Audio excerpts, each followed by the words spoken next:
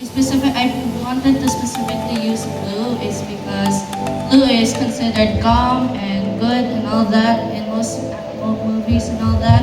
So it's kind of like the world is trying to think of itself as good or humanity is good and all that, but in reality it's just chaos.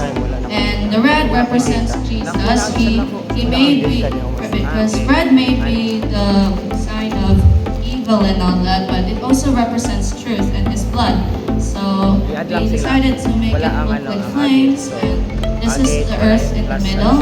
It's split into two parts because one is for humanity, the chaos of humanity, and one is the true truth of Jesus Christ. Thank you. We're good.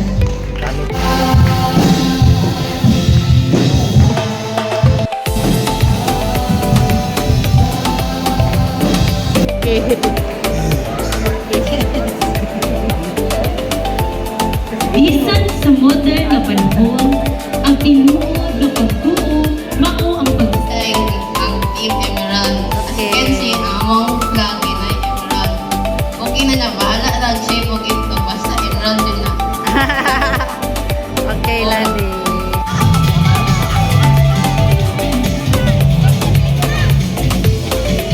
No, click mo like that. Oh, ana, oh. Oh, yan na, like that. Ana, oh, like that. Oh, look. Ana, oh, ana. Okay, go, fighting.